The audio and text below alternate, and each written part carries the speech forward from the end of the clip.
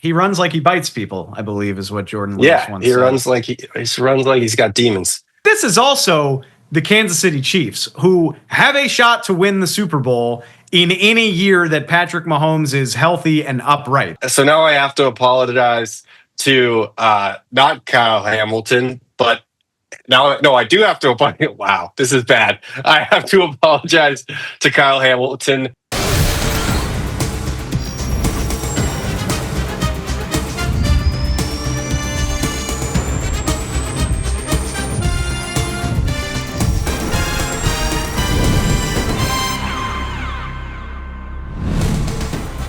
Welcome to the NFL on Fox podcast. I'm your host, Dave Helman. Got a great show for y'all today. Of course, we're in the thick of draft season, talking all things 2025 NFL draft, but we're turning it on its head on this Tuesday. We're not talking top quarterback prospects. We're not talking top five and the teams at the top of the draft, all that stuff. I feel like we've covered so much of that here over the last couple months. We're going to go to the other end of the first round of the draft. We're going to talk about the teams that get ignored at this time of year, the Super Bowl contenders, the teams picking way back at the end of the first round, the ones that already have their quarterback situation sorted, already have good rosters. What do they need to do? How do they take the next step toward winning a championship or winning another championship in Philly or Kansas City's case? What do those teams need to do? I did it with a big assist from a friend of mine, friend of the show, Henry McKenna, dropping by. Let's get right into it. We went long on the conversation. We went really in depth on all of the biggest contenders' needs, the state of their rosters. So without further ado, let's just take it there. Let's go.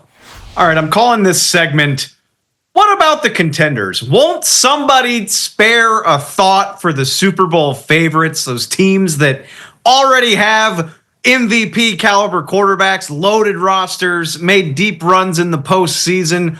Why won't anybody talk about the halves of the NFL landscape? Because the NFL draft is an important time for everybody, not just the bottom 10 in the NFL. We want to give everybody their shine. So the purpose of this, we wanted to take a look at the needs facing the NFL's elite. Yes, the defending champion Philadelphia Eagles are in here. Obviously, the Kansas City Chiefs. Handful of the other favorites to make it to Super Bowl 60 in the 2025 season. We're going to look at all of those. I'm going to do it with a hand from my guy, Henry McKenna of FoxSports.com. Very fitting. Last time we had Henry on was for the Super Bowl. So if we're talking about the Super Bowl favorites, nice little bit of symmetry there. Henry, what's going on, brother? Yeah, life's good, baby. Off season, it's time to talk draft. And like you said, contenders, they have needs too. What do you get the people that have everything? Well, the Chiefs do not have everything. We saw it in the Super Bowl. So, I think this is a perfect moment to give a little bit of love to the people who are not as locked into draft season, which is like the folks in Detroit, Kansas City, Baltimore, and so on. Won't somebody think of the poor favorites that every team would kill to they be have in it their so position? hard.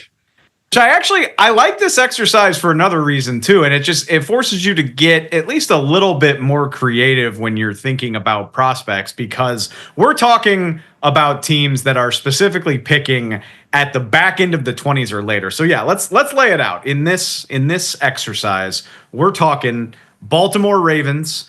Made a run to the divisional round last year. Lamar Jackson, multiple time MVP, had a case to win last year. Talking about the Detroit Lions, the 1 seed in the NFC. Injuries caught up to them in the playoffs after a 15-win season.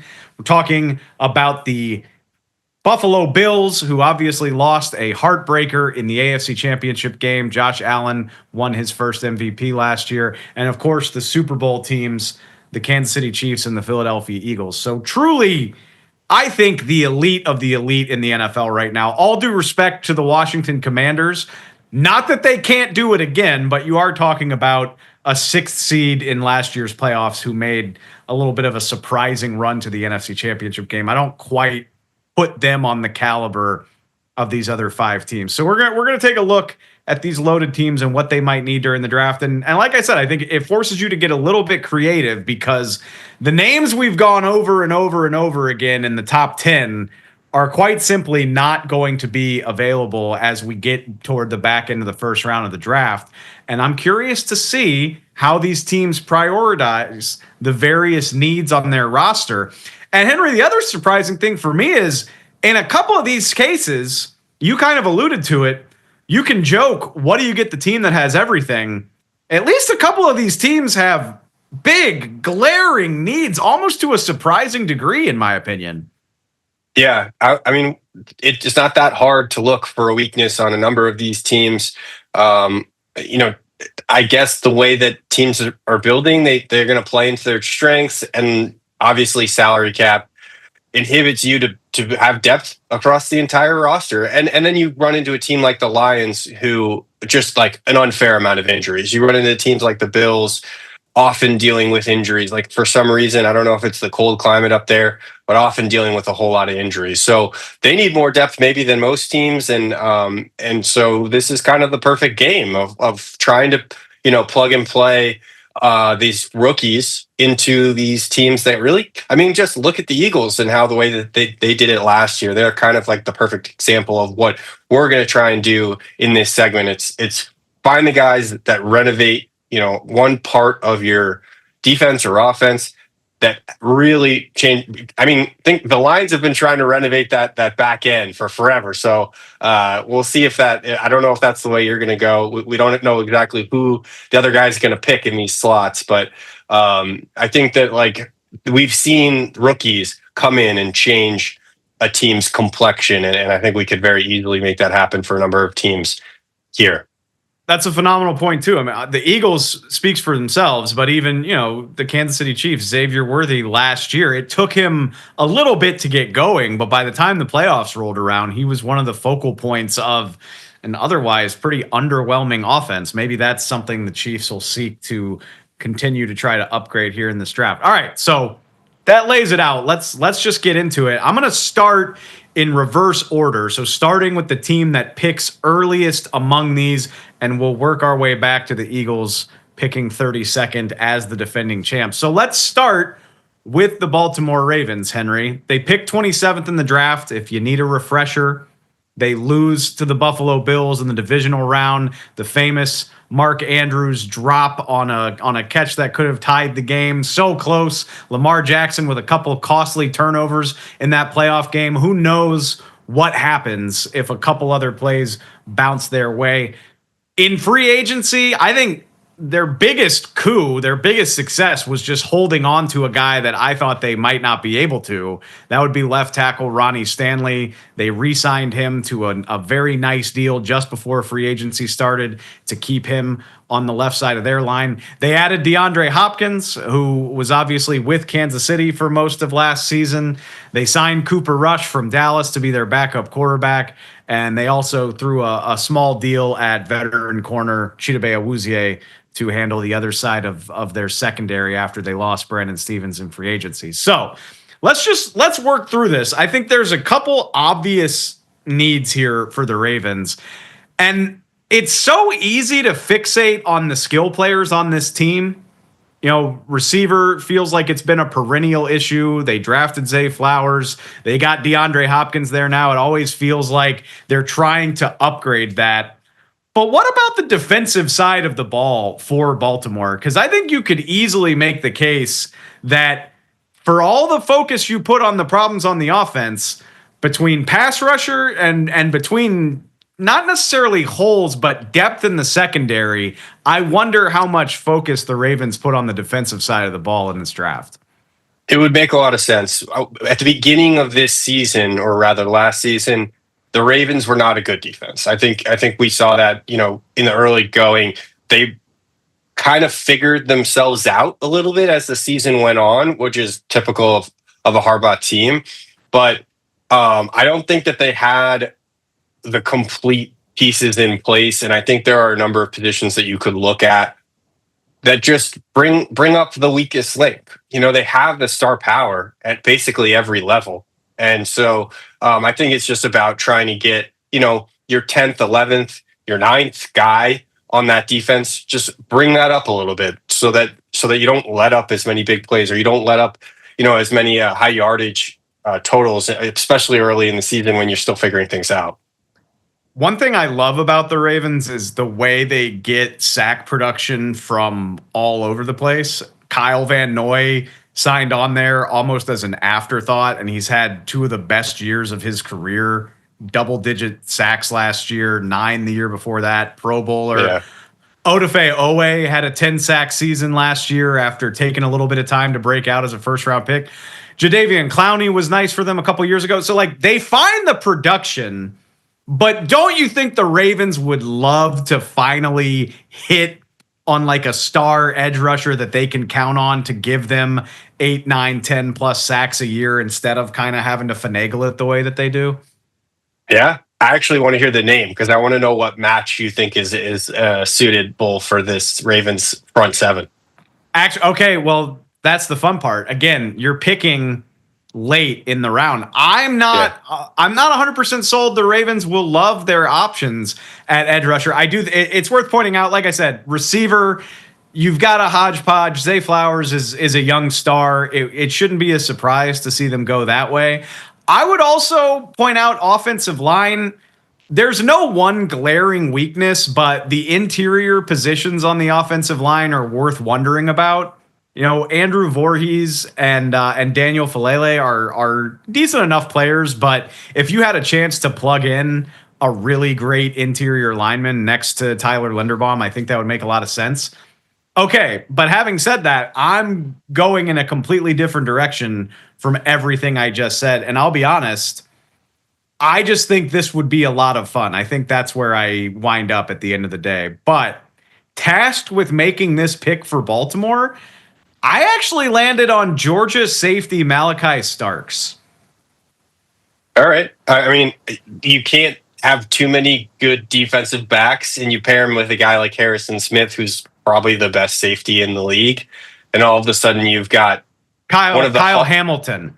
Sorry, Kyle Hamilton. So all of a sudden you got Harrison Smith's in Minnesota. You got other purple teams on the brain. Yeah, right now. I know. Actually, I was thinking in our earlier segment that you were like, "Well, I want to apologize to the Washington Commanders." And I was like, "Well, we should be apologizing to the Minnesota Vikings too, because I love their chances next year." However, so now I have to apologize to not Kyle Hamilton, but I do have to apologize. Wow, this is bad. I have to apologize to Kyle Hamilton. But I do like him with Malachi Starks. I think that all of a sudden you've got a team that when you can trust your back end. I mean, I think back to the dynasty years for the Patriots and the way that they emphasize safety, way Bill Belichick emphasized safety. I think Harbaugh is not a stranger to wanting to do something there too. And you can put really special dynamic players at that position, which is what Starks is. I just look at it this way. It's not every year that you're in love with your options at edge rusher at the 27th overall pick in the draft. Of course, it's possible. Great edge rushers have been found at that range before, but humor me a minute and say maybe it's not there for the Baltimore Ravens. I love the idea of just bumping the depth in the secondary. I mean, this is a team that loves to play guys in coverage. The Ravens were top 5 in using 4 pass rushers last year, top 5 in percentage of using 4 pass rushers. They do not blitz very often. They like to get home with 4 and drop guys in coverage. They obviously use Kyle Hamilton in a lot of different ways. They like to be versatile. I love the idea of just throwing Malachi Starks onto the back end of this defense. And again, they've proven that they can finagle pass rush production from a lot of different ways. So, yes, you would prefer to have a star guy on one side of your defensive line. But if you can't do that, making yourselves more versatile, more athletic on the back end, I think it could be a heck of a lot of fun. Yeah. I mean, I'm with you. I think the one critical point you could make of this pick is, like you're saying, I mean, is a safety a premium enough pick? Is this a place where they could do better from positional value? And it's almost kind of like taking a running back for your defense. That's always the critique of having a safety. So maybe wouldn't the Ravens want to take a little bit more of a risk of a guy who's maybe not graded as high as Starks, but maybe you go with an edge guy, and see, even if he's not exactly a sure thing, you're rarely going to get that at the back end, especially this is like where that edge of quality prospects is. We're in that range. Most teams, from what I understand, have 20-ish first round grades on the top prospects. So we've kind of hit a line of demarcation. You're taking a bigger risk on this sort of bigger tier of players. So unless a team has Starks as that first round grade area, maybe you do think, okay, why not? If we're going to take a risk, why not take a risk on an edge? That actually plays into why I think this could happen too, because we did the positional value thing with Kyle Hamilton. He fell further than he probably should have because he plays safety, which is a position it's not always easy to identify the impact. And the Ravens were like, this guy's good at football. We're just going to draft him and figure it out. And he's one of the most valuable chess pieces in the NFL right now. I don't think the Ravens are afraid to just take a good football player and let the rest of it fall into place, which typically tends to work out for them. All right, we'll keep it moving to the Detroit Lions, who have the very next pick. It's kind of cruel, Henry, that, again, a 15-2 team, a team that they looked like the team of the season up until early December, is picking 28th. Just that's how much the injuries bit them that they didn't even make it to a conference championship game, let alone the Super Bowl. Yeah, but I do think that also plays to their favor, where they're probably going to be better next year. If the injury luck breaks their way in ways that it didn't this year, I think that they could potentially be better. Although some of those injuries might impact their draft strategy. Think about Aiden Hutchinson. Is he going to be elite? Is he even really going to be on the field to start the season? Is he going to be elite in that same way when he comes back? It might be a reason to actually go edge, for example, and have a 3-deep situation on that defensive line. But I think there's plenty. They do need help on the defensive side, and it maybe makes for a tougher evaluation about what positions they need help on with those injuries, because they don't know exactly how that starting defense is, what the vision is completely. It's an incomplete picture. But I don't know. I think ultimately that would be the direction I'd lean, although I know this is your pick. So I love when teams tell you what they think of themselves in March, and that's exactly what the Lions did. They did not do a whole lot to change the makeup of their team, because you don't need to when you win 15 games. They lost Carlton Davis to New England in free agency. They turned around and replaced him with DJ Reed, which is just a need for a need. I like that move a lot. You save a little bit of money on the deal. And the rest of their activity was just re-signing guys that were already part of their team. So that gives you all the indication you need. The Lions understand what happened last year. You don't need to reinvent the wheel. Let's just retain what we had, and we've got a good shot to reach the Super Bowl. I think there are two really big spots. Now, you could make a case. There are some sneaky ones. Defensive tackle is worth mentioning. I don't think it would be a terrible idea for the Lions to add another receiver somehow. Amon-Ra St. Brown's obviously great. Jamison Williams had a really nice year, albeit not a consistent year. I think it would be a good idea for the Lions to look for an upgrade at their third wide receiver, but there's two positions here that really stand out, and you already laid out the situation with edge rusher. It's obvious why that's such a big deal. The other one is guard. Graham Glasgow is 33 years old, had an up and down season last year, and Kevin Zeitler left for the Tennessee Titans. On top of that, Frank Ragnow, one of my favorite players in the NFL, but he is entering year 8. He's dealt with a lot of wear and tear over the course of his career. So if you want to keep a strength, adding to the offensive line in Detroit, I would never call that a bad idea. Having said all of that. Oh, go ahead. Sorry. Yes. Well, I was just going to agree. I love the idea of getting younger in the interior offensive line. Sometimes fans will poo-poo a guard, for example, because it's not fun, it's not sexy, it's not flashy. But the way that we've seen guards get paid in the last few years, it is more of a premium position than you would think. And so I do like that, sticking to your identity. Maybe even if you don't want to start the guard in year one, which you probably will because he's going in round one, he should be just about as polished as any player in that entire first round.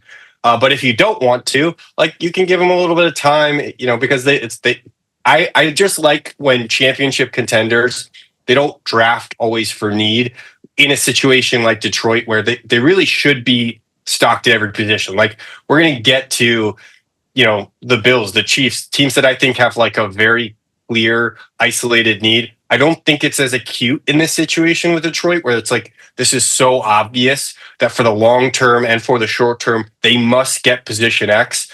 But I do think that, like we're saying, edge could be an upgrade easily and guard could be an upgrade easily.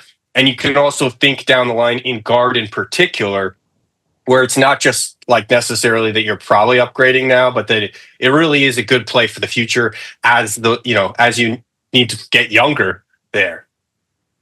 I would hope if there's a fan base that can get excited about drafting a guard, it's the Detroit Lions. After what you've seen from that offensive line over the last 2 or 3 years, the importance of keeping that up feels so big to me, especially we know what can happen when Jared Goff is too quickly pressured. We know that things can go south there. I think that'd be great. Honestly, I'm talking myself into picking an offensive lineman because I'll be honest, I did wind up taking an edge. But that's the fun thing about this is how do you weigh your most immediate need with what might be better over the 5 years that this guy is on your team? Ultimately, I went with an edge rusher. I feel like I cheated a little bit. I'd be surprised if Donovan Ezeraku is there for the Detroit Lions. He's simply too impressive of a player from up in your neck of the woods, Boston College.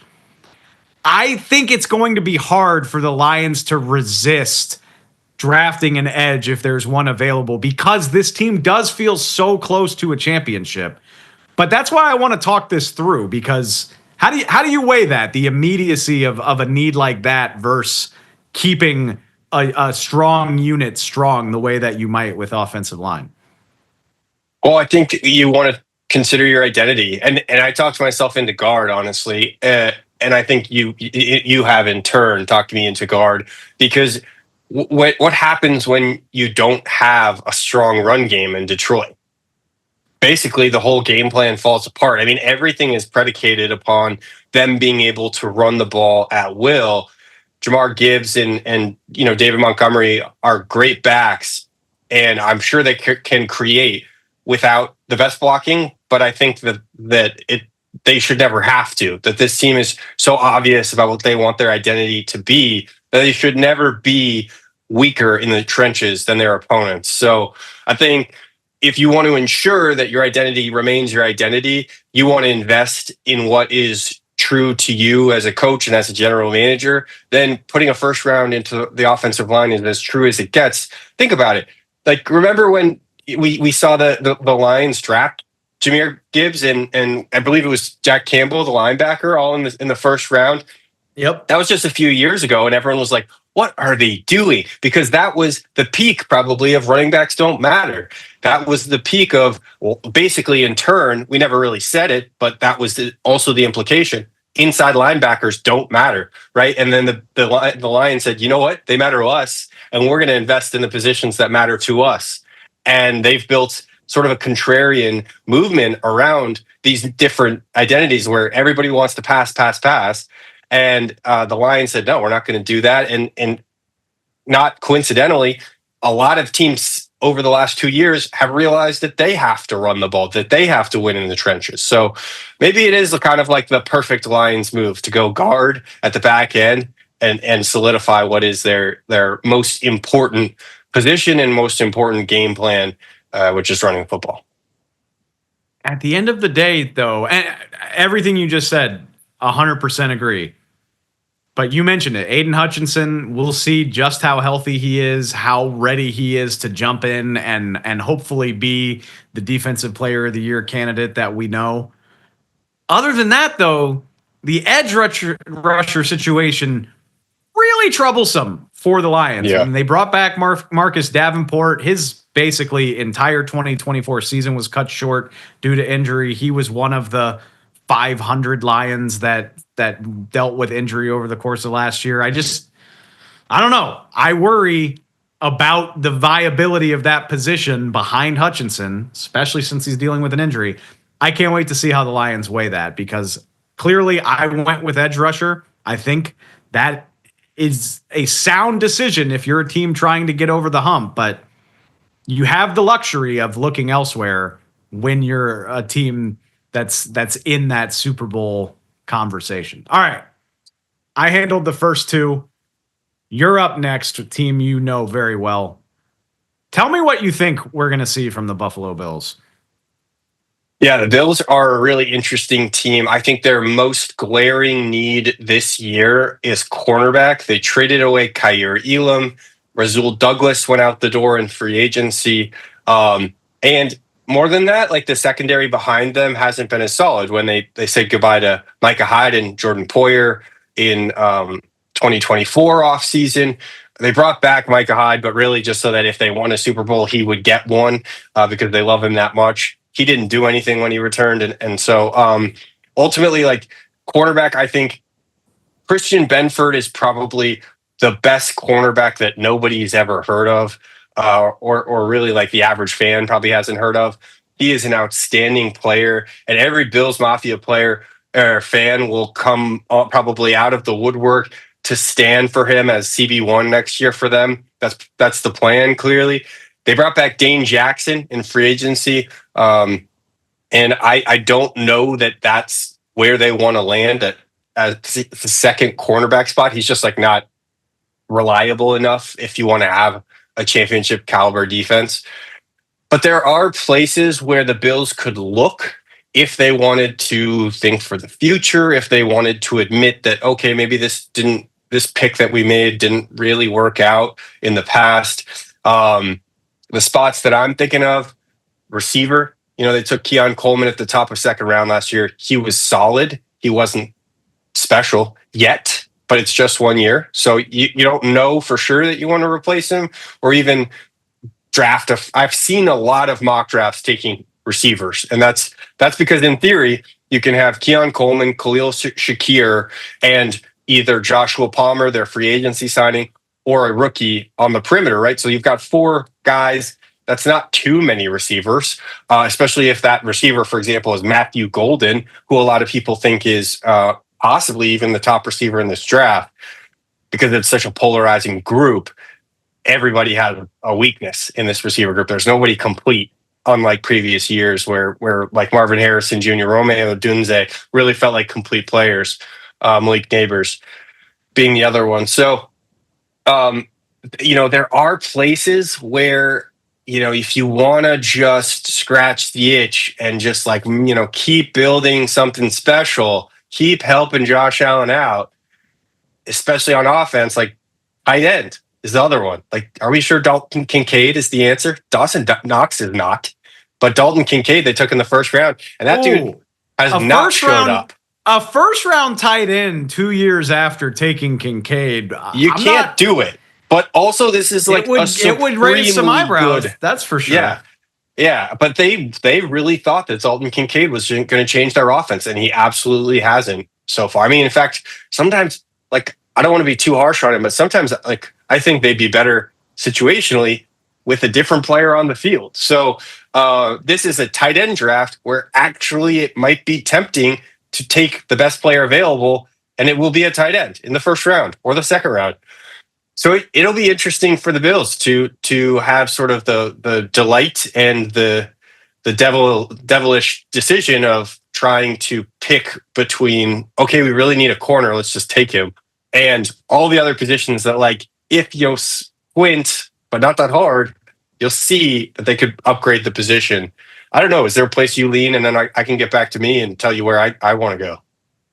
I think the Bills are one of those situations where, and the whole point of this exercise is to have an open mind and consider all the angles and understand that teams are not drafting specifically for the upcoming season to fix that one problem. But the Bills are one of those weird teams where it almost feels like it would be negligence to ignore cornerback. And that was going to be my question for you is it just doesn't feel like Buffalo has done enough opposite Christian Benford. And Teron Johnson at nickel is another super underrated player. It's not like they don't have any talent in the secondary, but that other cornerback job, it just doesn't feel like they've done anything. Like, we mentioned Baltimore. They go sign Chido Awuzie, who, yeah, maybe he's not going to sell a ton of jerseys with Ravens fans, but that's at least a guy that helps you keep your options open in the draft. It doesn't feel like the Bills' options are open. It feels to me like one of these early picks needs to be a cornerback. And I'm just curious if you can talk me out of that or if you agree. I can't talk you out of that. They did this last year with receiver. Actually, what I respected about Brandon Beane in the earlier years of his career was that he didn't draft for need. He drafted for the future. He drafted for contract negotiations in the upcoming years. And by that, I mean, you take a guy at a premium position where you already have the established guy, but you don't know if you want to pay him yet. And so when push comes to shove, you can kind of say, okay, bye, elite player. You go sign somewhere else. We'll take the compensatory pick and we'll sign and we'll start the guy we drafted last year or 2 years ago. It's a different animal to some degree in the first round. But I really admired the way that they were able to slow play guys like James Cook and Gregory Rousseau, who are now the best players on their team, high draft picks that weren't immediate starters or full-time starters, but impact players. But since they've paid Josh Allen, that game plan, it doesn't really work. And they've had to be sort of patchwork and fill holes sort of because of salary cap constraints. And so they got into, one of the most premium positions, one of the difficult positions to fill, which is receiver. They got their top guy in theory by actually trading back with the Chiefs, who took Xavier Worthy of all people. They trade back, the Bills trade back, and they get Keon Coleman. But they sort of put themselves in that position, and Brandon Beane acknowledged it. He was like, we kind of have to start Keon. Like, there's no ifs and or buts about it. We got rid of Stephon Diggs last year, and we got to bring in Keon Coleman and start him. It's kind of the same thing here, where I'm going to go ahead and have them taking Ole Miss cornerback Trey Amos, and I think that he's a guy that they'll immediately put alongside Christian Benford. Benford, they might have to play a bit of zone, but because I'm slightly dubious of whether Benford can hold up as CB1 with this sustained level of challenge that he'll have to do. But I like the way that Trey Amos fits into what Sean McDermott likes to do. Amos is sort of a rangy guy, 6'1", 195 pounds, really good athlete and physical out on the perimeter. So a guy that you think that you're going to be able to probably trust from day one, give him a little bit of help over the top if you need to for the first few weeks of the season. But generally sort of like the right body type that the Bills like out there in that defense. And then I think he's not afraid to hit some guys either. That's not bad in that sort of nasty Bills defense that they have. That's what makes Teron Johnson so special. For example, the cornerback, who I guess I think everybody knows, but also probably don't. I think he's sneakily one of the best players in the NFL, and maybe people know him, but they don't know him. They don't know about him. They got an opportunity to learn after he's one of about 7 Bills that feel like they signed a new contract in Buffalo this offseason. So plenty of opportunity. You're putting a lot of pressure on a first round pick regardless. It was a lot of pressure on Keon last year to come in and immediately be a meaningful piece of the passing offense, but it's another level, in my opinion, as a cornerback to step in and immediately be somebody that opponents are going to target. Teams are going to figure out if you're up to the challenge, and if you're not, everybody in Buffalo is going to be well aware of it. Feels risky to put that much on a rookie, but it does feel like that's the situation the Bills are in, where if I had to handicap it, I guess you can't say it has to be a cornerback, but that just feels overwhelming, like the likely scenario. Yeah, I think it's sort of like I was saying. You just kind of need to draft. You won't have time to develop. Unfortunately, Bean's been trying to draft and develop at this position, and it just hasn't panned out. I talked about Kaiir or Elam earlier. Like, they were holding out hope for quite some time that he would be this guy, the guy that they're drafting for now. And it hasn't. Coincidentally, it happened that Christian Benford, same draft class, developed into a better player than Elam. I think they would have liked to be starting both at the start of this year, but ultimately they parted ways with Elam earlier this offseason, realizing that was just never going to happen. So they're in a corner. I think you could look to free agency, but you probably just want to take the rent-controlled rookie player in the back end of the first round. They're not going to be too expensive. And that should be a good value if you get a good player. We'll just keep it with you, Henry, with the very next pick, the Bills' old nemesis, the Kansas City Chiefs, not picking 32nd for the first time in a couple years. They hold pick 31, and similarly, always surprised to see the number of needs for a team that achieved dynasty status. There's quite a few areas the Chiefs need to go in this 2025 draft. Does this feel as obvious to you as the Bills with cornerback, or which way do you see this playing out with the Chiefs? Not nearly as obvious. I think this is a situation where the Chiefs plugged their biggest holes in free agency. They even actually helped with their depth options in free agency. So I don't think there's something super glaring here that they have to fill. Jaylon Moore is the biggest signing that they've had, hopefully for them, in 3 or 4 years. Their left tackle spot this year was an abomination. It was ruining basically game plans. It was making Patrick Mahomes play the worst he's ever played. I can't explain the magnitude of that left tackle spot and how it really slowed everything down for them because they couldn't get anything going in the passing game. I think that influenced the running game. So I think that's great. Good for them for finding left tackle. Now, whether that left tackle is actually going to do what they thought, the last three guys that they brought in was going to do.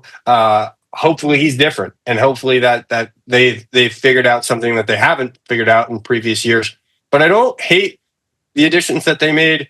At cornerback, or the single addition, it's Christian Fulton. That's a guy who can play, and even if he's not playing, he's a depth player in a group of cornerbacks that are all fine. You don't. I would say he's probably better than Jalen Watson and the other options they have there. So you put him with Trent McDuffie, and that's an upgrade. The one thing is that Fulton gets hurt a lot. So I think ultimately it's good to have the options that you have, the younger guys on the roster. And then Elijah Mitchell, another guy that honestly not the healthiest player, but you bring him in after Samaje Perine leaves, and you bring him in with Kareem Hunt and Isaiah Pacheco. That's a pretty good, deep, explosive group of runners.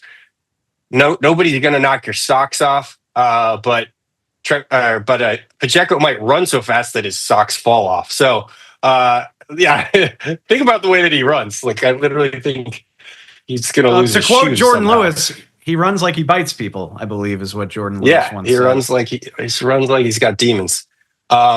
So, look, there's no obvious way to go with this position, in my perspective. The one place where maybe you might think to go normally is okay, well, they lost a defensive tackle in free agency. Chris Jones can't do it all, and so maybe that's a position that you think about. I don't know. What am I missing? Is there a group that you think they need to attend to more aggressively? It reminds me a lot of the Lions, to be honest with you, just in the sense of there's stuff on defense that you'd probably like to correct. But if I'm a Chiefs fan, I think of the way they lost Super Bowl 55 to the Bucks, and Patrick Mahomes just had no time to operate. The offensive line was hurt. It got beat up by the Bucks. They got blown out. And here we are 3-4 years later, however many years it's been. COVID feels like 10 lifetimes ago. But it felt like a similar sort of situation where when Patrick Mahomes doesn't have a chance, this team cannot operate at the level we've gotten used to. I say all that to say there are bigger needs, but if I'm the Chiefs, I would love to replace Joe Thuney with a similar caliber player. And I know Trey Smith is still there. I know Creed Humphrey is still there, but I really liked having the best interior offensive line in the NFL, and I think the Chiefs should prioritize keeping it that way. It would make life easier on your new left tackle. It would make life easier on whoever's running the ball for you, Pacheco and whoever they might draft, whatever. I just think the Chiefs are a better team when their offensive line is as good as it can possibly be. So I get the concerns about pass rush. I would love if the Chiefs drafted a guard in this spot. That's just me. Yeah, and it makes sense. I do kind of wonder if their plan could be to draft another tackle, a younger tackle, not necessarily in round one, because maybe Kingsley Suamataia, the guy they drafted high last year at left tackle who flunked out of the position, maybe he's moving to left guard. Maybe he's the guy that they can develop and salvage his career, kind of in the same vein as Mekhi Becton, a left tackle who had to move inside for the Eagles. You put him inside, you tuck him in with a little bit of help on either side, and all of a sudden, things start to look a little bit better, even if his body type is a little unusual for the position. So that might be sort of like a left field solution that could actually work very well for the Chiefs, and maybe kill two birds, one stone sort of thing, because then they free themselves up to say, oh, well, we drafted another tackle 2 years in a row, on day 1 or 2, but it's because we're moving one of our tackles into the interior. And so that sort of helps save face on that pick, because we talked about, that it's different with tight end, with Dalton Kincaid, or even the Bills I'm talking about now. Like, it's different with tight end and Dalton Kincaid, or it's different with receiver and Keon Coleman. But it would be interesting to see the Chiefs, for example, if one of the top 4 tackles of this class slips down, would the Chiefs actually take a tackle rather than a guard and double up at that position with high picks, because it's so important and because they've seen the disaster? But then it's sort of like, okay, well, you've tried so many things. Are you giving any of them a real shot with the veterans they brought in, and now to bring in a rookie in back-to-back years? Are you throwing too much at the wall at one position, albeit what seems to be the most glaring and premium position that they have and the biggest problem? So I don't know. What do you think about tackle versus guard, and whether that's a position that they could address? That's the fun thing, is none of these teams are created equal. I mean, yeah, you need to consider a 5-year sample size, because that's how long you have a first-round pick for. I'll say it one more time. You don't have to draft a guy to fit your immediate need. But this is also the Kansas City Chiefs, who have a shot to win the Super Bowl in any year that Patrick Mahomes is healthy and upright. That is what we have learned about the Chiefs during Patrick Mahomes' career. So I would be reluctant to spend a first-round pick on a guy that does not have a clear and obvious path to the field during Patrick Mahomes' prime. So you sign Jalen Moore for 2 years. I consider the tackle problem solved until further notice. And next year or in 2 years, maybe we revisit that. But for the money they're paying him, I need him to start and at least play well. He doesn't have to be an all-pro, but he needs to play well. And you know how you help your left tackle play well? Draft a great guard to plug in right next to him. That's kind of how I view it, is what is going to help me maximize this year's Chiefs team. Because if you maximize Patrick Mahomes, you'll probably be back in the Super Bowl, if I had to guess. Yeah. I mean, I don't hate the idea. What I'm going to do for my pick is address the trenches on the other side of the ball. we're all about trench warfare in this mock draft or this. Hey, we're just learning lessons. We're just learning lessons from the league's best teams, man. Yeah, but I'm going to take Oregon defensive tackle Derrick Harmon for this team. I actually like Harmon Vitale, our Fox Sports reporter, was just talking about him as a guy that was sort of not getting enough love as a potential first rounder. I was talking to another media member. He's hearing the same thing. This is a guy who's just what the Chiefs like. He's big, he's twitchy, he's traitsy. Like, he's a guy that maybe still has some upside, but they just lost Tershawn Wharton, the Chiefs did, and he got paid $15 million a year.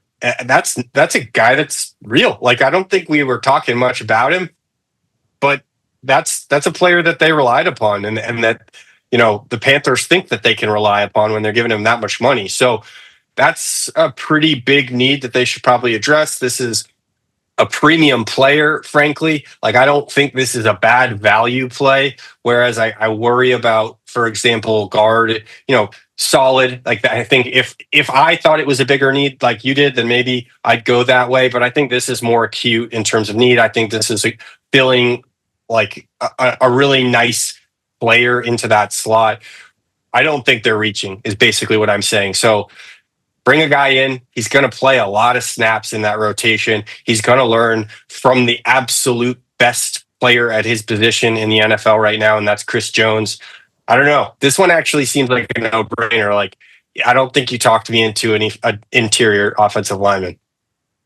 I stand by everything I said, but if the alternative is making Steve Spagnuolo really happy and adding a disruptive pass rusher to your defensive line, I don't have too many complaints about that. Even if maybe I just miss Joe Thuney. Maybe that's really what I'm trying to say. All right, let's wrap this up. Patrick Mahomes will miss him too. I think you're probably right there, but I think ultimately it's not.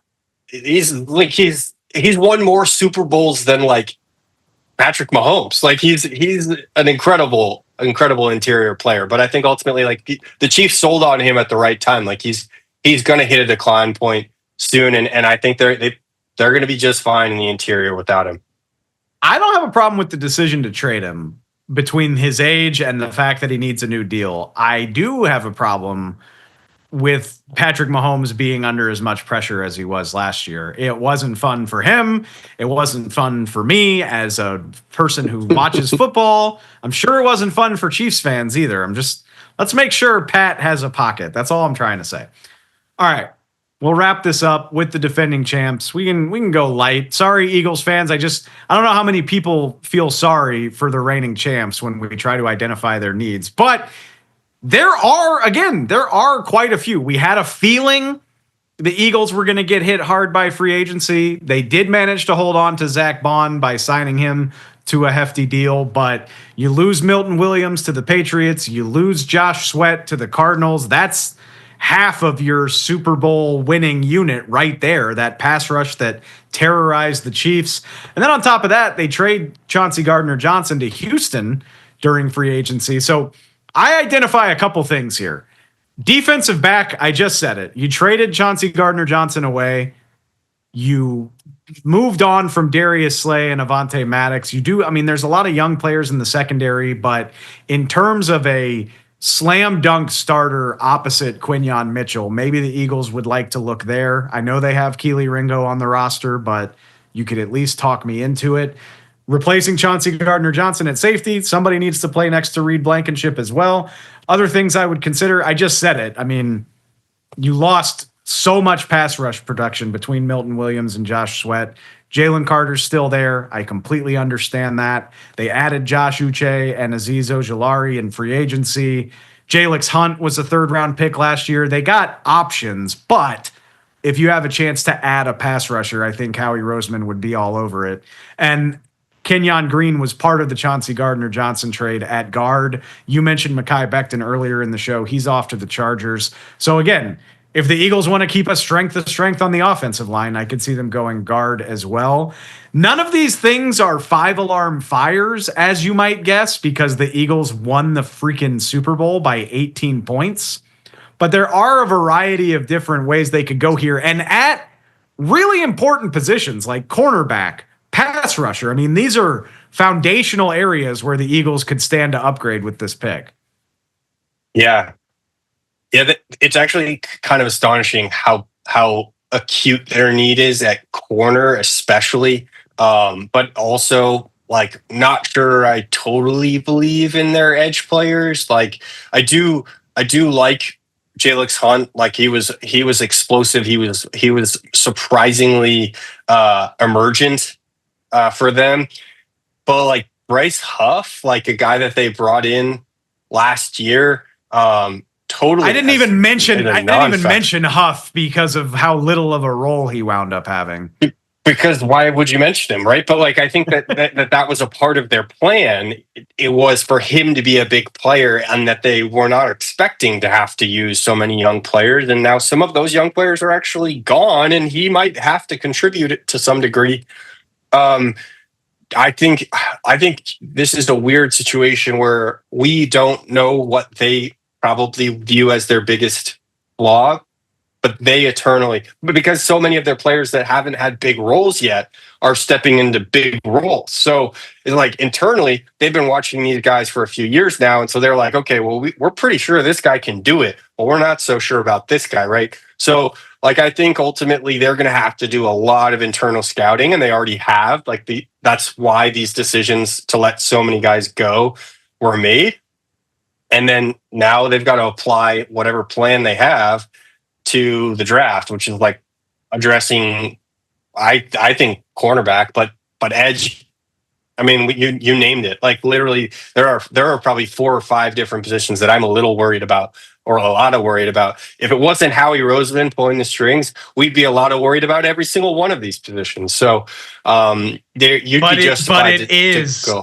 Roseman, Henry. Right. And so we are less worried, but still a little. I mean, I'm still a little for this defense. Like, it got substantially younger, but substantially less like proven in a significant way over the course of the offseason. I'm not worried about it at all. And I'll tell you why. It's because I have real clarity of vision about what's going to happen to the Eagles, because we've been seeing it a lot over the last few years. I'm going to read you the Eagles' top 2 picks from the last 3 or 4 years, and specifically where they went to school. Last year, you got Toledo, okay, Iowa. The year before that, Georgia. The year before that, Georgia, Nebraska. The year before that, Alabama. And the year before that, TCU and Oklahoma. What's going to happen is Howie Roseman's going to hang out at the back of the draft, and a really good player from a really good football program is going to be there for one reason or another. And Howie Roseman will prioritize the lineman that's available to him, whether it's offensive or defensive. He'll just say, okay, this guy's here for whatever reason. That's what I'm going to do. We saw him do it with Jalen Carter. Even in the same draft at the back of the round, we saw him do it with Nolan Smith, who had a breakout year last year. I think something similar will happen. So here's my prediction for the Eagles. I think, for whatever dumb reason, a player of the caliber of James Pearce out of Tennessee will fall into the Eagles' range, and Howie Roseman will say, oh, this guy's a really good pass rusher with 17 and a half sacks over the last couple years, but teams are scared of him because apparently there are character concerns. Maybe he's not completely bought in. Maybe he's not a team player. We'll add him to our locker room, our very strong culture here, and we'll get the most out of him, as we do every single year. It doesn't even feel like a prediction to me, Henry. I'm just telling you what is going to happen with the Philadelphia Eagles finding another badass defender where they aren't supposed to be able to pull it off.